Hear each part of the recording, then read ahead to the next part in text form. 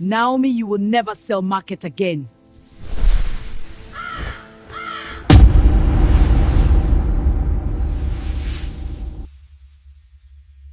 In the bustling city of Marwa, where the scent of spices danced through narrow streets and the calls of market vendors created a symphony of commerce, there lived a young woman named Naomi. She was known throughout her village as a cook whose hands seemed blessed by the ancestors themselves. Every dish she prepared carried not just flavor, but love, the kind that made children smile and elders reminisce about their youth. Naomi had spent years cooking in her mother's kitchen, learning the old ways, how to grind pepper on stone, how to know when palm oil sang its readiness, how to coax flavor from the simplest ingredients. But her heart harbored a dream larger than her mother's modest compound. She wanted her own restaurant, a place where she could share her gift with the world. After years of saving every kobo, Naomi finally had enough. She found a small space on Adeyemi Street, a road famous for its food vendors and restaurants. The building was humble, just 4 walls, a few tables, and a kitchen that needed much work. But to Naomi, it was a palace waiting to be born. She swept the floors herself, painted the walls in warm colors of sunset orange and earth brown, and hung calabashes from the ceiling as decorations. She named her restaurant Mama's Blessing, honoring the woman who had taught her everything.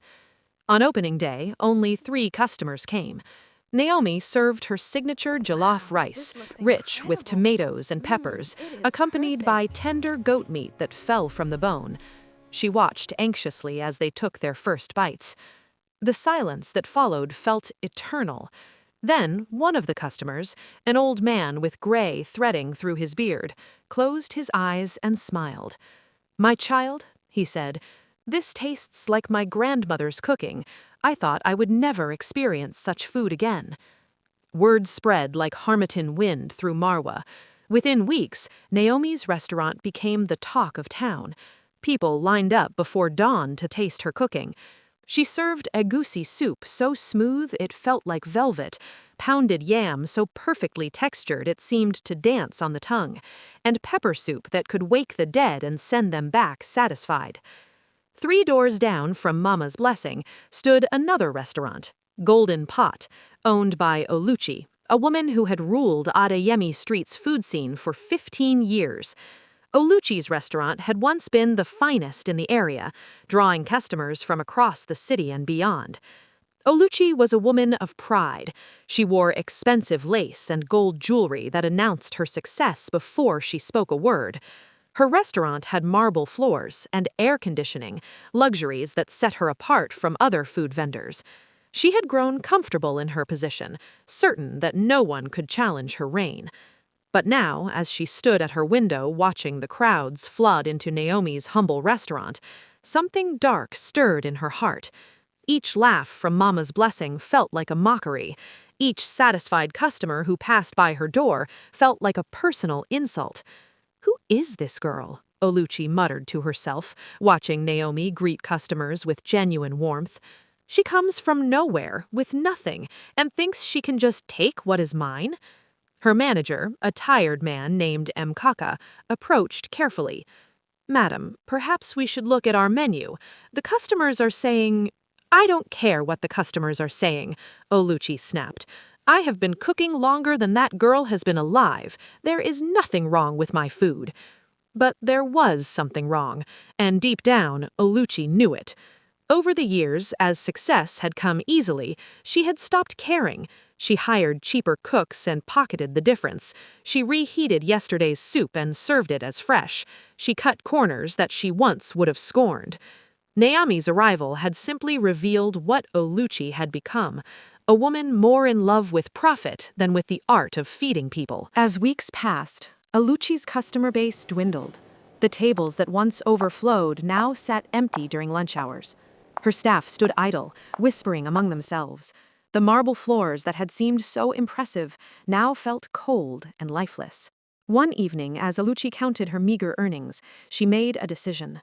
If she could not win through skill, she would win through other means. On the outskirts of Marwa, where the city's noise faded into the whisper of palm trees, lived Mama Chica. She was a traditional healer, a woman of mysteries and remedies, feared and respected in equal measure. People came to her for cures, for protection, for answers to questions the modern world could not address. Oluchi arrived at Mama Chica's compound as the sun set, painting the sky in shades of blood orange.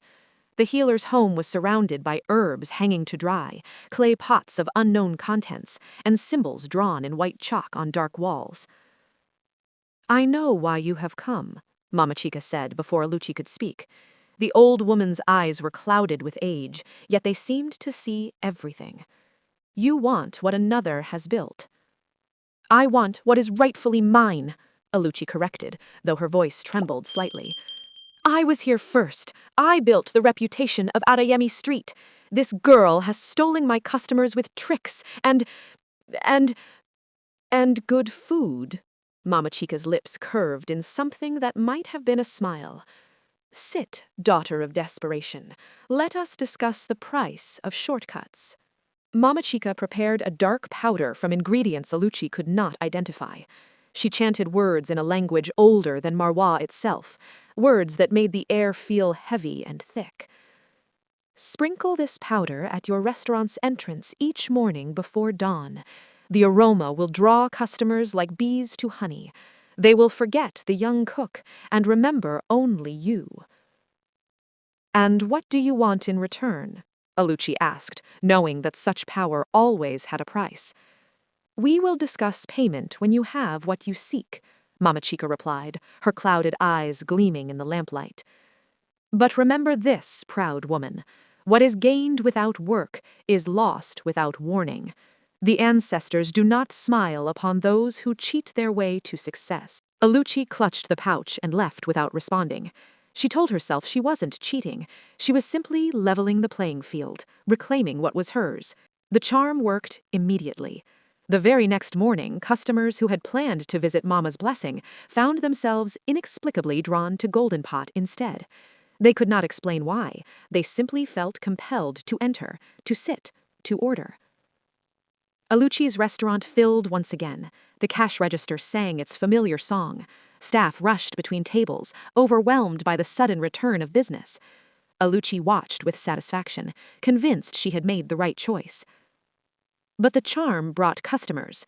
It did not bring quality. Oluchi, emboldened by her magical success, saw no reason to improve her actual cooking. Why bother when people came regardless? She continued using cheaper ingredients, reheating old food, cutting every corner she could find. Her kitchen staff, led by a young apprentice named Damaka, struggled to keep up with demand while maintaining any standard at all.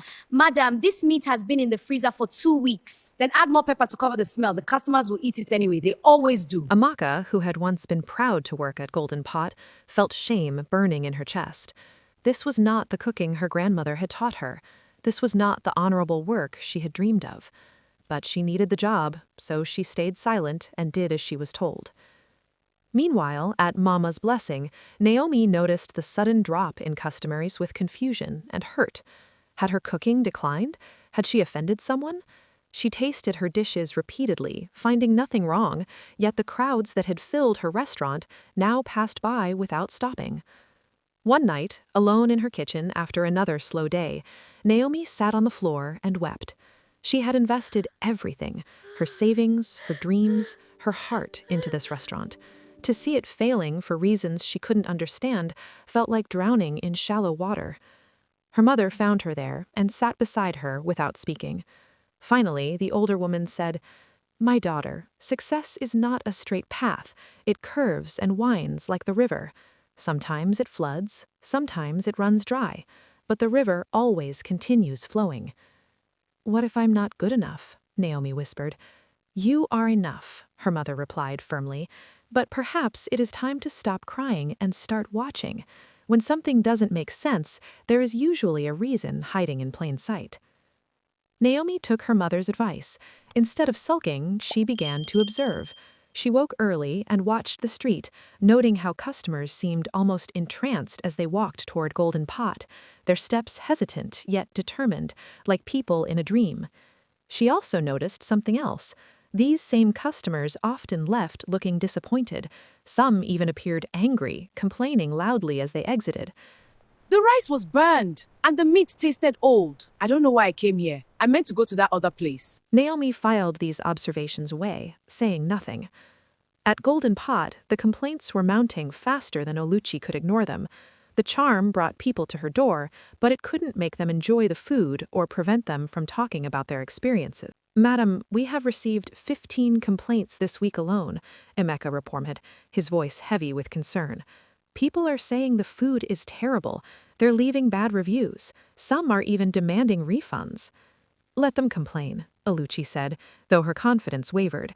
"They keep coming back, don't they? The charm." She stopped herself, realizing she had said too much. Emeka looked at her strangely, but said nothing. In the kitchen, Emeka was reaching her breaking point. She had watched Oluchi serve spoiled food, lie to customers, and treat cooking, something Emeka considered sacred, as nothing more than a transaction. When a child became sick after eating old chicken from Golden Pot, Emeka made her decision. That evening, she walked 3 doors down and knocked on Mama's blessing. Naomi answered, surprised to see the girl in Golden Pot's uniform standing at her door. "Sister Naomi," Emeka said, her voice shaking, "I need to tell you something. What is happening to your business, it is not natural, it is not fair, and I can no longer be part of it." Over cups of sweet tea, Emeka told Naomi everything. She spoke of Oluchi's visit to Mama Chica, the mysterious powder sprinkled at the restaurant's entrance each dawn, the declining food quality, and the complaints that mounted daily, despite the magical influx of customers. Naomi listened without interrupting, her face calm but her mind racing. When Emeka finished, there was a long silence. "Why are you telling me this?" Naomi asked. "You work for her. You could lose your position." "I already quit," Emeka replied, lifting her chin. "My grandmother taught me that food is love made visible. What Oluchi is doing, it is not cooking, it is not work, it is stealing from customers who deserve better, and from you who earned your success honestly." Naomi considered the information carefully. Her first instinct was anger, rage at Oluchi for cheating, for using dark methods to undermine honest work. But as she breathed deeply, another feeling emerged: pity. "Oluchi must be very afraid to go so far from herself," Naomi said quietly. Emeka looked confused. "You're not angry?" "Oh, I am angry," Naomi admitted. "But I am also thinking. Anger alone solves nothing. I need to be smart about this." That night, Naomi barely slept. She could go to the authorities, report Oluchi's unsanitary practices, expose the charm. It would be justice, wouldn't it? Oluchi would get what she deserved, and Mama's blessing would flourish again. But something her grandmother used to say kept echoing in her mind. The tallest tree in the forest was once a seed that the earth helped to grow. No tree stands alone.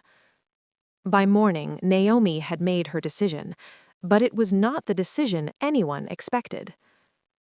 Naomi dressed in her best wrapper and head tie, the ones she wore for special occasions. She cooked a small pot of her finest vegetable soup and carried it, still warm, down Adeyemi Street. When she entered Golden Pot, the few customers present looked up in surprise.